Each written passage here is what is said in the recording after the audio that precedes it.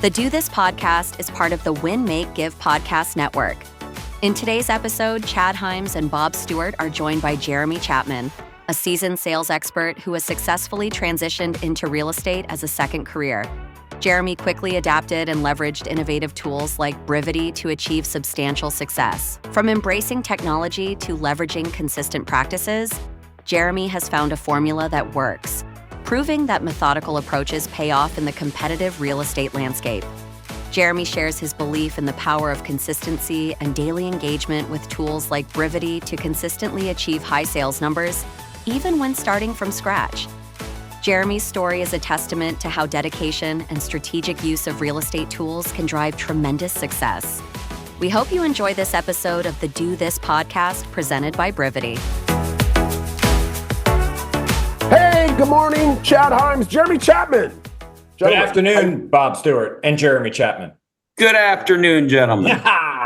All right, so he's in my time zone, I'm guessing. I hope so. It's a good day nonetheless.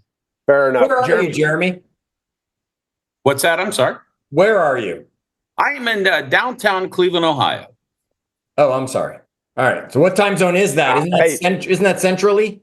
That is Eastern time from what they tell me. All right, so it is Eastern still. All right.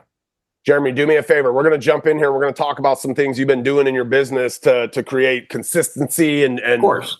Big results. But before we do that, give me a little background on Jeremy Chapman. Like let everybody know who you are and where you're from and all the bona fides. Sure. I was raised in Fort Wayne, Indiana. I spent 25 years in the medical and dental supply and equipment realm. My son Jacob began real estate licensing classes, and as kids will do, he kind of convinced me to join him and joined Matt's team last year, late last year. And I purposely did not bring an SOI because all this was new to me. And so I have really started organically with Brivity in, the lead pond, and have sold, I've had some good success, with that. And I just got an offer, Bob, about a half hour ago from my first sphere. I'm the listing agent on it and just got my first offer today. So from your sphere, wait. Congratulations. First off, hold on though, because it's not like you're not in a different area entirely where you don't have a sphere. Is that right? That's correct. Okay. So you do have a sphere around. You just chose when getting into real estate that you weren't going to work that first. You were going to build the business another way. I wanted, and pardon the expression, but I wanted to kind of dip my foot into the water, kind of wanted to see, how I've never had any intention of becoming a realtor. And I'm very, I'm very glad I did. It's a great second career for me personally. And I enjoy the challenge. And I really, truly believe that Brivity is, I really only use Brivity. I only call out of Brivity. Hang on. He's buttering me up, Chad. You see what he's doing? Absolutely. 100,000%, right? He's sucking up to Bob. He's saying all the things Bob Yeah. And we're going to like Bob though. Yeah. We're going to get to it, right? All the tools in Brivity and which ones you're using and all that stuff. I want to go back to this sphere thing. Okay. So you had a sphere. 25 years in dental and medical sale. You had a sphere of business. A good sphere. And you just didn't want to touch. Have you, now that you've had some success, put them into Brivity and said, okay, now I'm going to put sphere on a plan as well? Because I at least have As I said, I am just beginning that process. I like I said, I will sell my first house to my first sphere client. We'll probably sign the deal today after this webinar. So, okay. I love that. But look, I guess in some ways I wish maybe you would have introduced them earlier, but I think it's okay, right? Here's what I believe. You did the hard work first. Jeremy. Sure. The harder work is going in and diving into a pond of 10,000 old leaves. Absolutely. Right? Absolutely. No question.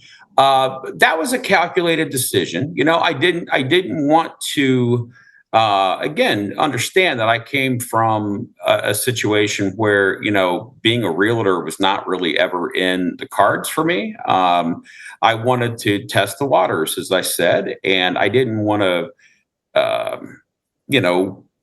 expose, 20 plus years of relationships with clients who, I've dealt with for years, to something that may not have worked, but I have to say to both of you, I'm convinced now. Obviously Matt's a great operator, and we have a great team behind us, and so I am full speed ahead, and I have other deals that are going to be closed especially in June. So June's going to be very good for me. So I just wanted to take a calculated and organic, and I keep going back to that word, but I wanted to take an organic approach to this to see if I could do it like what you just said, from the bottom. I wanted to work from the bottom up. And that was my decision. Was it, was it the best decision? I don't know, but for me it was. So I'm comfortable with it. Love it. Bob, last week we were talking to Nick, and he made it very clear, right? I don't care what anybody says. Your sphere is your number one source of business. Of That's what he kept saying. Your sphere is going to be your number one. So, but Jeremy did something completely different, and he went and proved, I'm going to make sure it's not my sphere that's my number one source of business, at least at first. And now he's going to bring them in. I think it's really call it proof of concept, right? Like I am fully convinced now that proof of concept works. And like I said, it's full speed ahead. I've said this, I think the first time I realized this, a lady came up to Ben Kinney and I, Chad, 15 years ago, and said that she built her entire business by going out to a golf course and being a single and getting put in with 3 other golfers.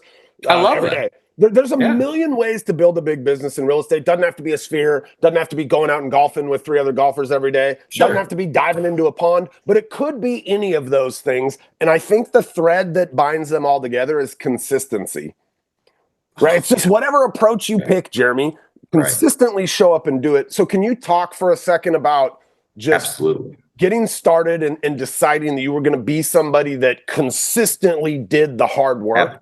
Absolutely. And I have quite, I think this is probably my biggest point that I'd like to convey today, which is when I spoke with David about this webinar about a month ago, I used the analogy, I'm a frustrated musician. I always wanted to grow up and be in a rock band and, all of that.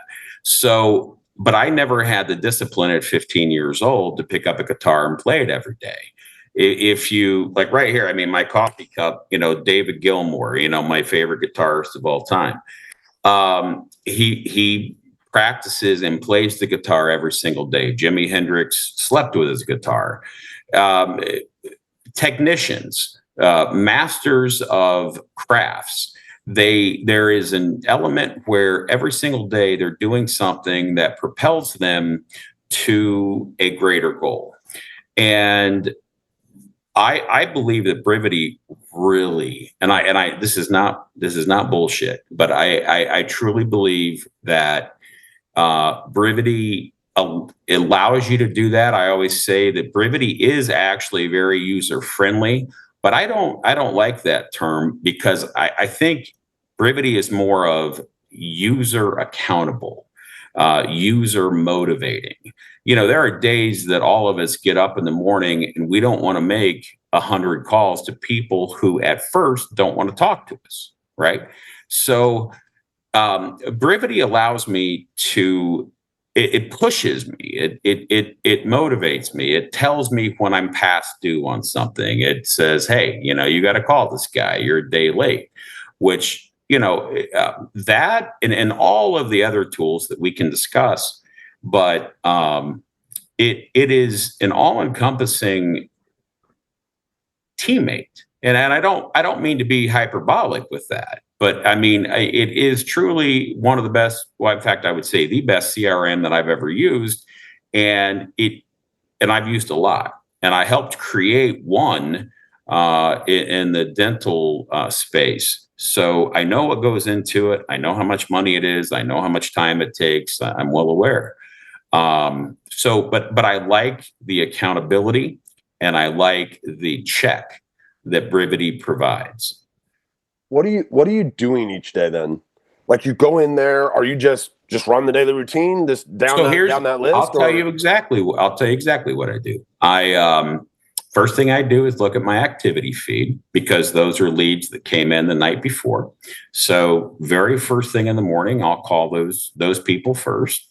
And then I jump into day in the life. And I will go down every stage and eliminate as much as possible, people that I need to talk to, and call them.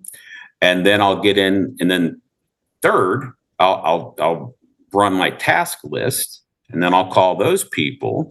And I got away from it for a little bit, but I have for the last 30 days or so, I make it a point every single day to jump into the pond, like, the lead pond, and make at least 50 to 60, 70 calls just from there. Right. Because there are other agents, unfortunately, there are new leads in the pond that not everyone calls. So I've had good luck with the pond. And even though, it requires, but again, going back to your point, consistency, you can pull business from the pond. In fact, you can pull quite a bit of business from the pond. If you have a pond, they didn't end up in the pond without a reason in there, right? So here's my belief on ponds, because I hear this all the time, right? There's you who's like, there's opportunity in our pond. There's good stuff in there, and there's other people who are like, that pond sucks. Every time I go in there, nobody ever answers. Yeah. And I'll just tell people, like, whatever your belief is about your pond, about your leads, you're right.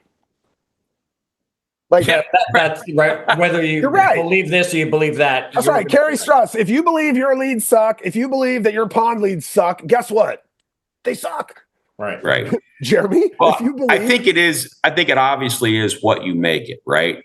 And and I recently said this to Matt, who is the operator of our team. I said, look, I truly believe this. I don't think that there is any reason why, and I don't care what you do. I don't care how much you do in real estate. I don't care how long you've been doing it, but I don't think there's any reason you can't make 100 calls a day from the pond. It doesn't take very long. You utilize the dialer, which I do. I don't go through and click every single one. I put them in the dialer and do that. And so that speeds it up.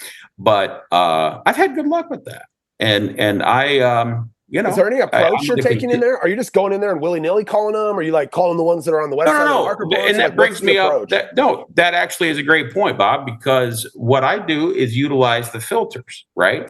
And we just had a meeting about this within our team specifically about how to best utilize the filters. And that, to be quite honest, that took me a while to kind of figure out how best to utilize the pond, but more specifically, how to utilize the filters. Look, I don't care, I don't care what your team dynamics are or whatever. If you're using Brivity, there are transactions sitting in your pond. Point blank, 100%. End of story. Right. So I believe that. I've seen it and I've benefited from it, and I will continue to. Do you, I'm in your guys' Brivity now, so now I'm really poking around in here. Your son is also a real estate agent, correct? That is not only is he a teammate on the same team, but he is actually, like I said earlier, the reason that I became, decided to become a realtor. Do you guys does that bond there, does that drive you guys activity wise? Because I see both of you guys have really big activity in here, right? 1,200 calls for Jacob and 1,100 for you in the last 30 days. Does that bond drive you guys to Does that? Well, I could sit here, Bob, and talk for hours about the bond that I have with both of my kids. But yes, the short answer is yes. I know that actually Jake stopped over last night for dinner and was here until quite late. And all we were doing was discussing real estate and transactions and his deals, my deals. And so, yes, it has been very, and I know a lot of times, father, son, mother, is it playful daughter. at all? Like, does he ever say like, Dad, I got you, I'm beating you by 20 calls? Or, and by the way, every single day, and it pisses me off, quite honestly, and I am learning to deal with that. I might need to we all need that. Yeah. You Well, know, of course. you need that. It's not like he's your nemesis or whatever, right? But you need not at all. Yeah. competition to sometimes get out of bed when you don't want to. I did used to change his diapers, so it's like, come on, man. You've always like, got that as the trump card. I'll agree. Let's be real here. I wanted to ask you a question, Jeremy. You mentioned one of the things you then do is you go through your task list and make sure it's all up to date and done. We've been doing these a while now, talking to some powerful agents with some powerful things. And every now and then Bob mentions it like it's a duh moment that we get, right? Like, why isn't everybody doing 10-hour open houses after we hear about that? One of the things we heard recently was, and I don't remember who it was, Bob, so if you do, please give them the credit for it. But they said 90% of their Brivity database has a task assigned to it, right? And that was something that everybody on the team was expected to have. If I looked in your Brivity right now, or if Bob went through it right now, what percentage of your database do you believe have a task assigned to them, making sure you don't miss contacting anybody and everybody as you should? I mean, I love the question, Chad, but I would hazard a guess of above 90%.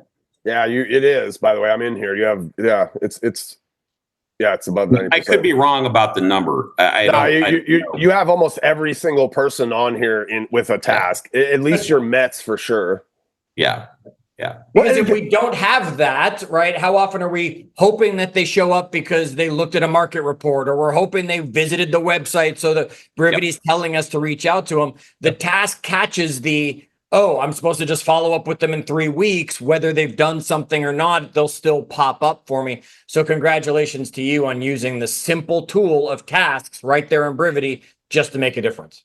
Well, I want to add a couple of things to that, Chad, and I appreciate that. But what I would say are two things to that. Number one, and I think for me personally, like I said, I've been in sales for over 30 years.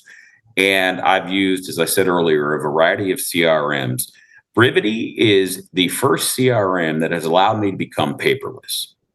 Okay, so I think that's a very important thing, because if you commit to doing the activity within Brivity, you don't need to make notes. Things don't get lost. You mentioned market reports. Just, I don't know, a few weeks ago, I was going through the day in the life, and I found a client who I had talked to in the past, but yet he had told me, hey, we're 6 months out. So I had him scheduled for like 3 months, and yet he's looking at all the, and so Brivity found this and told me, hey, call this guy. And I ended up getting a listing appointment out of it and listed his home. So, it's a fail safe, right? It's a net. If you commit to it daily, you will not lose a lead. And yes, tasks are extremely important, but so is the activity feed. I think you have to pay attention to that. I think you have to pay, and of course you have to pay attention to the market reports, and all of that is in the day in the life. I mean, all this is set up for, none of this is rocket science. I know, when I began my career in real estate less than a year ago, I absolutely was unconsciously incompetent.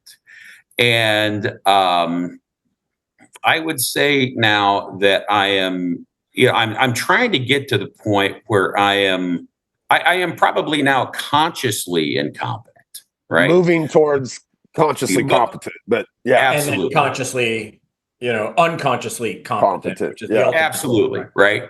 And I'm just telling you, I truly believe after all the years that I've in my career, Brivity will help you do that, and it is literally a partner.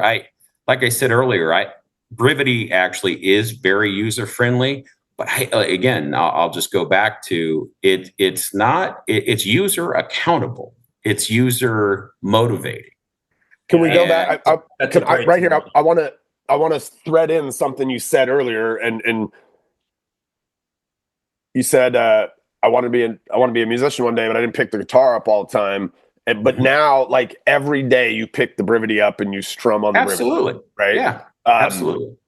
Do you feel like somebody could do this once a week and learn it at the pace that you're learning it? Like, is that consistency leading to you learning this tool faster that is giving you additional leverage? I'm going to say no to that, Bob, because I believe that you were going to say no to that. It was a setup question.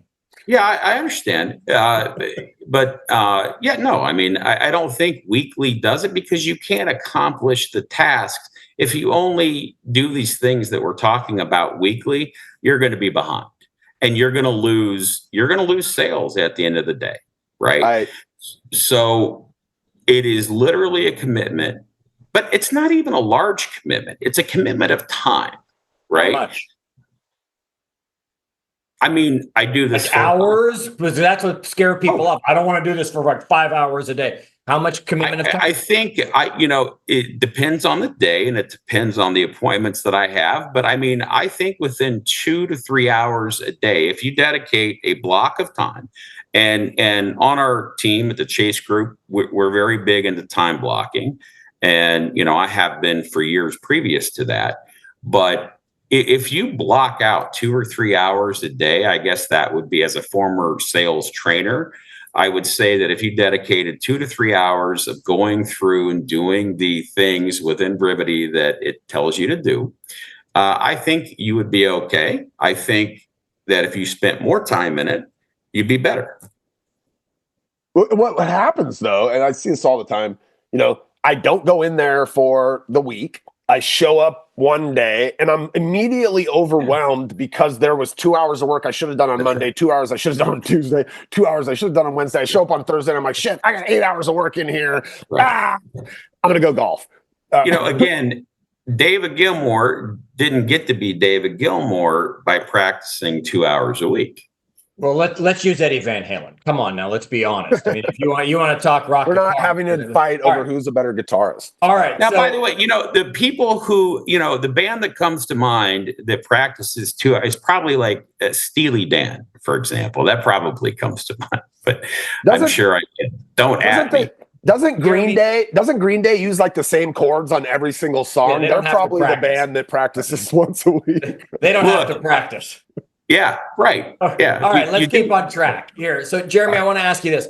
Brivity has so many tools in it, right? My two favorite are the mass texting that they've connected through Twilio stuff, and Quickly, right? Hands down, two of my favorite tools that Brivity has. You didn't mention either of those. There's tons of the tools you have mentioned, right? From the pond to the tasks to the market reports, et cetera, et cetera. Brivity's going to break tomorrow. Not really, folks. Okay. But Brivity is going to break tomorrow. But Jeremy, you have the chance to save one tool from Brivity to keep working. What's the single most important tool to you that everybody listening to this call needs to say, I need to start doing that better, because that's the tool Jeremy would save if Brivity was going down for a day? I'm going to give you two, but the first one would be my task list. The second one would be new leads and your activity feed. New leads that have come in from the night before, the day before, whatever. Those would be the two, if it, in that order, I would say. Can we agree that the task only works if you're assigning tasks? 1,000% yes. Because if you're not putting tasks on these people, saving that tool would be useless, folks, because nothing would show up on a task list for you. But again, I want to point out, with the task list within the software, it allows you to be paperless. And for me, that's a very important thing. You know, I started in territory sales when I was 19 years old. I never spent a day in college. And so, you know, I literally went around to medical and dental offices with a map and a phone book. And I would make notes, handwritten notes in my 1994 Ford Pro. Okay. And that gets exhausting and things get lost. All right. So that's why I'm committed personally to the task list, because I can rest every evening and know, hey, whatever I've got to do tomorrow is in there. And then when I wake up the next day, it's going to tell me what to do. I need that. Because I don't want a bunch of Post-it notes on my desk, and I've done that. I've done it for years, but that's one of the commitments that I wanted to make to myself when I decided to take this task on of real estate. Man, you clearly make a lot of just activity in your database, right? Over 1,000 calls in the last 30 days. But the data would just, like, if I was a betting man, Jeremy, I would ask you, like, what's your goal 2 years from now? Like, in 2 years, how many sales do you want to have? And whatever you said, I would believe you're going to do it, because like you do the activity, which is the number one way we get the business, is we make the calls. But the way that you are using tasks, the data has said for 8 years, this is the way to do it.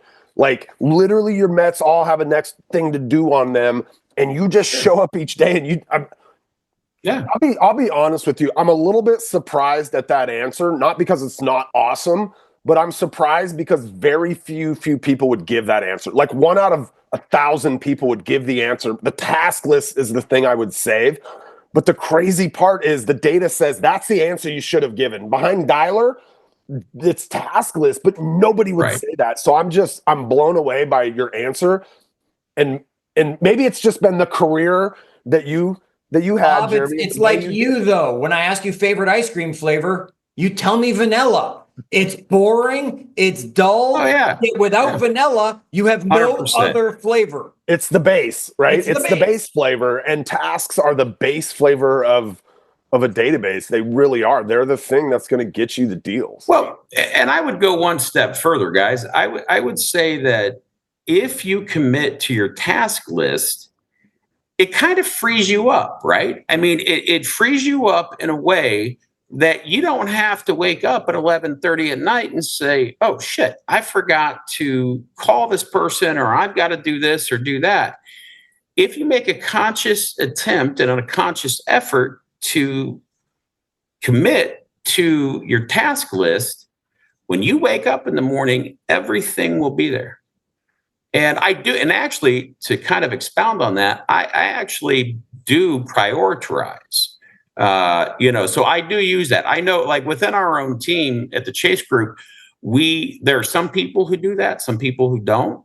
But nonetheless, I actually personally utilize the priority, because what I do is sort every morning. I sort by priority. I'm going to call my 1s, my 2s, my 3s, my 5s. I'm going to call that day, but it's not going to be the first call I make.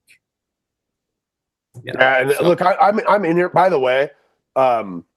Every single thing that you're saying is checking out. Like, I'm in your Brivity. I'm looking. I'm like, clearly, you don't have any overdue tasks. Your 1s and 2s from today are done. I would guess you're going to next get to your 3s when we get off of this call. Absolutely. No, that's the plan. Yeah. Yeah. So good. So good. Jeremy, thank you. Thank you. Thank you, Bob. It's awesome to see somebody kind of newish to the industry who decided, I'm going to run this model and see what it does for me. And so to watch somebody running the model who's having outcomes that we all expected, it's super cool. And again, man, if I was a betting man, whatever your goals are over the next few years, I would say that you are absolutely going to go crush them. So thanks a lot, Jeremy. Again, Chad, this is one of those calls where you're like, how come I haven't been doing it this way? It's so obvious now that Jeremy says it. Thanks, Jeremy. Appreciate it, man. You have a great week, okay? You as well, guys. Thank you all very much. We'll see you guys next week, where we'll talk to somebody else who's doing it the right way. Thanks, Jeremy. Have Be a good well. one. Best Bye, of everybody. luck.